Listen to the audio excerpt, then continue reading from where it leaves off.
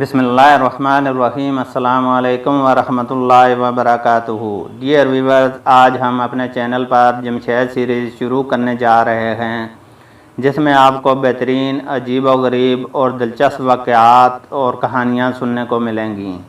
इस सीरीज़ की हर एपिसोड सुनने से पहले ये देख लें कि नमाज का टाइम तो नहीं या आपका स्कूल का काम तो नहीं रहता। मुझे उम्मीद है आपको बहुत पसंद आएगी। आप सबसे गुजारिश है कि सीरीज़ को पूरा सुनने के लिए हमारे चैनल स्टोरी व्यूअर्स को सब्सक्राइब कर लें और बेल आइकन दबाकर ऑल नोटिफिकेशन ऑन कर लें, ताकि जब भी नई एपिसोड अपलोड हो तो आपको नोटिफिकेशन मिल जाए। कमेंट बॉक्स में अपनी राय का इज़हार करें और कहानी पसंद आए तो लाइक ज़रूर कर दें। तो चलते हैं जमशेद सीरीज़ की एपिसोड नंबर 1 की तरफ। जहाज़ कहाँ है। इंस्पेक्टर जमशेद, महमूद, फ़ारूक और फरजाना अपने शहर के एयरपोर्ट पर मौजूद थे। इंस्पेक्टर जमशेद के एक दोस्त दूर दराज के एक मुल्क से उनके यहाँ आ रहे थे। 3 दिन पहले उन्हें अपने दोस्त का तार मिला था। वो उनका मुल्क देखना चाहते थे। उनके बीवी बच्चे भी उनके साथ आ रहे थे। जहाज़ की आमद में अभी निस्फ घंटा बाकी था। चारों ऐसे में एयरपोर्ट के रेस्टोरेंट में बैठे चाय पी रहे थे, क्योंकि वक्त शाम का था और ये उनका चाय का वक्त था। आपके दोस्त मिस्टर जेरी का जिक्र पहले तो कभी सुनने में नहीं आया, फ़ारूक कह रहा था। तलब इल्मी के ज़माने में दोस्त बना था जब मैं ट्रेनिंग के लिए बैरूनी मुल्क था, वो बोले। लेकिन इतना अरसा गुजर जाने के बाद अचानक उन्हें आपकी याद किस तरह आ गई। महमूद के लहजे में शक था। इस बात का जिक्र उसने अपने ख़त में किया तो है, वह हमारा मुल्क देखना चाहता है। ऐसे में मैं ही याद आ सकता था। वो मुस्कराए। हो सकता है मुल्क की सैर सिर्फ बहाना हो और कोई और चक्कर हो। फरजाना ने ख्याल जाहिर किया। हाँ, क्यों नहीं, इसका भी इम्कान है। लेकिन एक बात और है जिसकी बना पर यह कहना पड़ेगा कि कोई चक्कर नहीं हो सकता, और वो ये कि मेरा दोस्त बीवी बच्चों समेत आ रहा है। हाँ खैर, इनके आ जाने के बाद ही कुछ कहा जा सकता है। वैसे ऐसी पुरस्कार आमद हमेशा हमें उलझनों से दोचार कर देती है। फरजाना ने मुंह बनाया। शुक्र करो अभी सिर्फ 2-4 ही करती है। अगर 4-8 करने लग गई तो क्या होगा, ये सोच लो। फ़ारूक मुस्कराया। सोच लिया ये कि अब तुम ऊट पटांग बातें करोगे। महमूद ने मुंह बनाया। इन हालात में जबकि जहाज़ के आने में कुछ वक्त बाकी है और हम यहाँ बैठे चाय पी रहे हैं, एक आध बात अगर इधर उधर की या बेकौल तुम्हारे ऊट पटांग हो जाए तो तुम्हारा क्या हर्ज है। फ़ारूक ने जले कटे अंदाज में कहा। बात मकूल है। फरजाना मुस्कराई। हैरत है तुम भी उसका साथ दे रही हो। महमूद ने फरजाना को घूरा। हाँ वाकई फरजाना, तुम्हें तो सिर्फ़ और सिर्फ महमूद का साथ देना चाहिए। बेचारा अकेला रहकर तो मेरा ज़रा सा भी मुकाबला नहीं कर सकता। फ़ारूक के लहजे में शौकी थी। यह तो खैर तुम्हारी खुशफहमी है। अभी और इसी वक्त 2-2 हाथ कर लो। महमूद मुस्कराया। लो पहुंच गए 2-2 हाथ पर, जबकि मैं बात कर रहा था बातों के मुकाबले की। तुम बातें करो भाई, मैं ज़रा मालूमात वाली खिड़की से पूछ कर आता हूँ। इस मरतबा उसका आध घंटे का ऐलान पूरा हो रहा है या नहीं। 3 घंटे तो हो गए उसे ये कहते हुए कि निस्फ घंटे तक आ रहा है। जी बेहतर, लेकिन अब्बा जान अभी तो सिर्फ 15 मिनट गुजरे हैं। उसूली तौर पर तो आपको 15 मिनट बाद जाकर मालूम करना चाहिए। महमूद ने कहा। 15 मिनट गुजरने के बाद वो यकीन से तो कह ही सकता है ना। वो मुस्कराए और रेस्टोरेंट से बाहर निकल गए।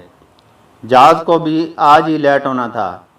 ऐसी बात नहीं, हम यहाँ हर रोज़ तो नहीं आते। जहाज़ तो आम तौर पर लेट होते ही रहते हैं। महमूद बोला।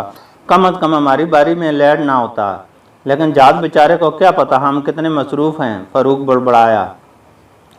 अब सिर्फ 15 मिनट की बात रह गई है। फरजाना ने उकता कर कहा। फिर चूक उठी। आए ये अंकल खान रहमान और प्रोफेसर अंकल कहाँ चले आ रहे हैं। महमूद और फ़ारूक ने जल्दी से रेस्टोरेंट के दरवाजे की तरफ देखा। उन दोनों ने भी उन्हें देख लिया। वो तीर की तरह उनकी तरफ आए। खैर तो है भाई, तुम और यहाँ। खान रहमान के लहजे में हैरत थी। हम भी आपसे यही कहने वाले थे। महमूद मुस्कराया। हमारे तो कुछ दोस्त बैरूनी मुल्क से आ रहे हैं। प्रोफेसर दाऊद बोले। भाई वाह, यही मामला इधर भी है। फरजाना हंसी। ओहो अच्छा, तब तो खूब गुजरेगी जब मिल बैठेंगे दीवाने। दो प्रोफेसर ने खुश होकर कहा। جی کیا فرمایا؟ دیوانے دو؟ دونوں طرف کے مہمان آ جانے کے بعد تو دیوانے ہی دیوانے نظر آئیں گے۔ فاروق کے لہجے میں شوخی تھی۔ لیکن بھائی تمہارے مہمان کون سی پرواز سے آ رہے ہیں؟ آر کے 219 ہے۔ ہائے! پروفیسر داؤد نے حیرت سے آنکھیں پھیلائیں۔ تو آپ کے دوست بھی؟ محمود نے جملہ نامکمل چھوڑ دیا۔ ہاں بھائی، ہم تو بہت دیر سے آئے ہوئے ہیں، لیکن ہم دوسری طرف گھومتے پھرتے رہے اور تم لوگ ادھر تھے، اس لیے ملاقات نہ ہو سکی۔ پتہ نہیں اس جہاز کے بچوں کو کیا ہو گیا ہے، خان رحمان نے تلملاتے ہوئے لہجے میں کہا۔ کس کے بچے کی بات کی تم نے؟ پروفیسر داؤد بے دھیانی کے عالم میں بولے۔ جی جہاز کے بچے کی، فاروق بول پڑا۔ اچھا، ہائے! کیا کہا؟ جہاز کا بچہ؟ ارے باپ رے! لیکن انکل اس میں گھبرانے، پریشان ہونے اور حیران ہونے کی کیا ضرورت ہے؟ جن چھوٹے چھوٹے جہازوں کے ذریعے پائلٹ لوگ تربیت لیتے ہیں ان کو جہاز کے بچے بھی تو کہا جا سکتا ہے۔ ہاں ان کو تو کہا جا سکتا ہے، لیکن وہ جو آ رہا ہے۔ پروفیسر داؤد کے الفاظ درمیان میں ہی رہ گئے۔ اس وقت انسپکٹر جمشید اندر داخل ہوتے نظر آئے تھے۔ نزدیک آنے پر انہوں نے کہا، میں تو یہاں 3 کو چھوڑ کر گیا تھا، 3 سے 5 کیسے ہو گئے؟ اسے خوبصورت اتفاق کہتے ہیں، پروفیسر بولے۔ جہاز کا کیا رہا؟ اپنی زندگی کی حیرت انگیز ترین خبر سننے کے لیے تیار ہو جاؤ۔ جی کیا مطلب؟ فرزانہ چونکی۔ نہیں ابا جان، ہم تو اپنی زندگی کی نہ جانے کتنی حیرت انگیز ترین باتیں سن اور دیکھ چکے ہیں۔ فاروق کے لہجے میں حیرت تھی۔ چلو یوں کہہ لو کہ ان میں ایک اور کا اضافہ کر لو۔ انسپکٹر جمشید مسکرائے۔ بہت بہتر، آپ کہتے ہیں تو کر لیتے ہیں اضافہ۔ فاروق مسکرایا۔ اور خبر یہ ہے کہ جہاز غائب ہو گیا ہے۔ کیا؟ وہ سب چلا اٹھے۔ ریستوران میں موجود لوگ بھی اچھل پڑے۔ پھر وہ سب انسپکٹر جمشید کے گرد جمع ہو گئے۔ آپ نے کیا کہا جناب؟ کئی آوازیں ابھریں۔ ایئرپورٹ کے افسران دراصل ہمیں بتا نہیں رہے تھے، اب وہ بتانے پر مجبور ہو گئے ہیں۔ کیا بتانے پر مجبور ہو گئے ہیں؟ کہ جہاز غائب ہے؟ ہاں، 450 مسافروں کا جہاز غائب ہے۔ ان کا مطلب ہے جہاز کہیں گر کر تباہ ہو گیا ہے؟ نہیں، ایسی کوئی اطلاع نہیں ملی۔ جہاز کو کہیں گرتے ہوئے نہیں دیکھا گیا۔ اس کو 3 گھنٹے پہلے یہاں پہنچ جانا چاہیے تھا، لیکن 3 گھنٹے پہلے جس ایئرپورٹ سے اڑا اس سے لے کر ہمارے ملک کے فضائی راستے تک چیکنگ کر لی گئی ہے۔ جہاز کا کہیں پتہ نہیں ہے، نہ کہیں اس کا ملبہ بکھرا ملا ہے۔ یہ کیسے ہو سکتا ہے؟ 20 آوازیں ابھریں۔ اس لیے میں نے کہا تھا نا کہ حیرت انگیز خبر سننے کے لیے تیار ہو جائیں، وہ بولے۔ لیکن یہ کیسے ممکن ہے؟ اس سوال کا جواب تو ایئرپورٹ حکام کے پاس نہیں ہے، میں کیا بتا سکتا ہوں؟ انہوں نے کندھے اچکائے اور پھر سب لوگ معلومات کی کھڑکی کی طرف دوڑ پڑے، صرف وہ وہاں بیٹھے رہ گئے۔ یہ میں نے کیا سنا ہے جمشید؟ آخر جہاز فضا میں کس طرح غائب ہو سکتا ہے؟ خان رحمان بولے۔ ہزاروں سوال ذہن میں اٹھ رہے ہیں خان رحمان، لیکن ماہرین کی عقلیں بھی جواب دے چکی ہیں۔ آؤ ہم بھی چلیں، دیکھیں تو صحیح ماہرین کیا کہتے ہیں۔ وہ ریستوران سے نکل آئے۔ تمام لوگ معلومات کی کھڑکی کے سامنے جمع تھے۔ مکھیوں کی بنبناہٹ سی گونج رہی تھی۔ ہر کسی کا رنگ اڑا ہوا تھا۔ اس کا مطلب تو ایک اور صرف ایک ہو سکتا ہے، کسی نے اچانک بلند آواز میں کہا۔ اور وہ کیا؟ سینکڑوں آوازیں گونجی۔ یہ کہ جہاز کو اغوا کر لیا گیا ہے۔ نہیں، لوگ جلائے۔ حکام نے اس قسم کی کوئی بات نہیں کہی۔ اگر اس کا مکان تھا تو وہ کہہ دیتے۔ ایک اور آواز ابھری۔ ان صاحب سے پوچھیں نا جو کھڑکی میں بیٹھے ہیں، کئی لوگ چلائے۔ حضرات، ابھی ہمارے ڈائریکٹر صاحب آ رہے ہیں، وہ آپ لوگوں کو کچھ بتا سکیں گے۔ ہمیں آپ سب کی پریشانی کا احساس ہے، اس ایئرپورٹ کا عملہ بھی کچھ کم پریشان نہیں ہے، کھڑکی والے نے بلند آواز میں کہا۔ پھر پھسر شروع ہو گئی، مکھیوں کی بنبناہٹ گونجنے لگی۔ آخر لمبے قد کے ایک صاحب وہاں آتے نظر آئے۔ ان کے پیچھے ایئرپورٹ کے عملے کے بہت سے آدمی تھے۔ لمبے صاحب ایک میز پر چڑھ گئے اور یوں گویا ہوئے، حاضرین السلام علیکم۔ اس میں کوئی شک نہیں کہ آر کے 219 فضا میں غائب ہو چکا ہے۔ تمام ممالک کے فضائی اڈے اس بات کی تصدیق کر چکے ہیں کہ آر کے 219 ان کے ایئرپورٹ پر نہیں اترا۔ راستوں کا بھی جائزہ لے لیا گیا ہے، کہیں بھی جہاز کا ملبہ اور بکھری ہوئی لاشیں نظر نہیں آئیں۔ اس بات کا پوری طرح اطمینان کر لیا گیا ہے کہ جہاز تباہ نہیں ہوا ہے۔ تباہ ہوا ہوتا تو اس کا ملبہ کہیں تو گرتا۔ یہ تو ہو نہیں سکتا کہ جہاز کا ملبہ فضا میں ہی بکھر کر رہ گیا ہو اور نظر نہ آئے۔ تاہم ابھی تلاش جاری ہے، صرف آپ ہی پریشان نہیں ہیں۔ وہ جہاز ان شارجہ سے چلا ہے، ان شارجہ کا ہی ہے، اس کا عملہ بھی جہاز میں موجود ہے، لہذا پورا ان شارجہ پریشان ہے۔ پھر راستے میں اسے ایک اور ملک میں اترنا تھا، وہاں کچھ مسافر اترنا تھے، کچھ مسافر سوار کرنا تھے، وہ ملک بھی پریشان ہے۔ آپ سب اور ہم سب بھی پریشان ہیں، لیکن اس پریشانی کا حل یہ نہیں کہ ہم بس سوالات کرتے رہیں، چہمہ گوئیاں کرتے رہیں۔ حل یہ ہے کہ ہم اس کو یاد کریں جو ہر چیز پر قادر ہے، اس کے قبضہ قدرت میں سب کچھ ہے۔ میں بس یہی کہنے کے لیے حاضر ہوا تھا۔ تمام تر مشینری جہاز کی تلاش میں مصروف ہے، جو ہی کوئی اطلاع ملی آپ کو فوراً بتا دی جائے گی، ریڈیو اور ٹیلی ویژن پر اعلان کیا جائے گا۔ آپ لوگ پسند کریں تو اپنے ان کے الفاظ درمیان میں رہ گئے۔ ایک افیسر دوڑتا ہوا ان کی طرف آیا تھا۔ سر، ایک اہم اطلاع ملی ہے، جلدی تشریف لائیے۔ او اچھا، انہوں نے کہا اور پھر لوگوں سے بولے، ذرا انتظار فرمائیے۔ یہ کہہ کر وہ میز سے اترے اور دوڑتے چلے گئے۔ اب لوگوں کی الجھن اور بے چینی میں اور اضافہ ہو گیا۔ ایسے میں انسپکٹر جمشید بولے، آئیے بھائی بیٹھتے ہیں، اب یہاں کھڑے رہنے کا کوئی فائدہ نہیں۔ وہ ایک صوفے پر آ کر بیٹھ گئے۔ یہ تو واقعی ہماری زندگی کی حیرت انگیز ترین خبر ہوگی، فاروق بڑبڑایا۔ آگے آگے دیکھنا ہوتا ہے کیا؟ محمود نے منہ بنایا۔ آگے آگے پھر دیکھ لیں گے، اب دیکھے بغیر کہاں رہ سکتے ہیں؟ فرزانہ مسکرائیں۔ پروفیسر صاحب، آپ کے ذہن میں کوئی بات آتی ہے؟ آخر یہ کس طرح ہو سکتا ہے؟